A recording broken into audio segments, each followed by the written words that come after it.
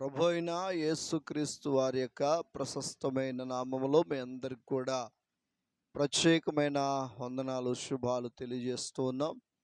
బాగున్నారా? అనుదిన ప్రార్థన కార్యక్రమాన్ని బట్టి మీరెంతగానో బలపడుతున్నారని విశ్వసిస్తూ ఉన్నాం. మీకు ప్రార్థన యొక్క అంశాలు, ప్రార్థన అవసరతలు ఏవైతే ఉన్నాయో అవి మాకు తెలియచేయండి. తప్పకుండా మీ కొరకు ప్రార్థన చేస్తాం. అలాగే ప్రతిరోజు బైబిల్ చదువుతూ ప్రార్థన చేయండి. ఇప్పటికే 6 నెలలు ముగించుకుని 7వ నెలలోనికి సగం రోజులకు వచ్చేసాం. అనుకున్న బైబిల్ చదవండి, అనుకున్న ప్రార్థన చేయండి, మీ కుటుంబాలను మీరు కట్టుకోండి. చూడండి, బైబిల్లో కీర్తన గ్రంథం 51వ అధ్యాయము 2వ వచనం. నా దోషము పోనట్లు నన్ను బాగుగా కడుగుము, నా పాపము పోనట్లు నన్ను పవిత్రపరచుము. దేవుడి దగ్గర రాజు దావీదు ప్రార్థన చేస్తూ ఉన్నాడు. రాజే కదా, ఎవరేమంటారు? ఆయన అనేవారు ఎవరున్నారు? ఇష్టానుసారంగా బ్రతకొచ్చు, ఎవరన్నా వస్తే వాళ్ళని కూడా చంపొచ్చు, అన్ని అథారిటీలు ఉన్నాయి.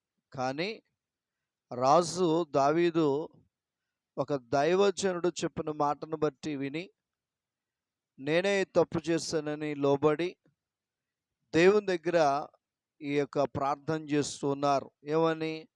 నా దోషము పోవునట్లు నన్ను బాగుగా కడుగుము. ఎప్పుడైనా నీ జీవితంలో అడిగేవా?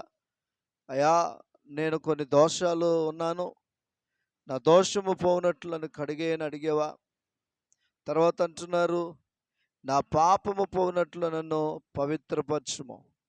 నీ పాపం పోవునట్లుగా దేవుడు నిన్ను పవిత్రపరచాలంటే దావీదు గారు చేసిన ప్రార్థన నీవు నేను కూడా చేయాలి.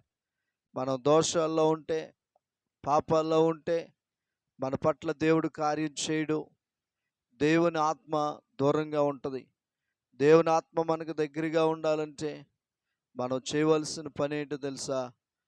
దేవుని దగ్గర మన దోషాలు, మన పాపాలు ఒప్పుకొని ఒక క్రొత్త జీవితాన్ని జీవించాలని ఆశపడుతూ ఉన్నాను. దేవుడు ఈ మాటలు మన జీవితంలో దీవించునుగాక. ప్రార్థన చేసుకుందాం.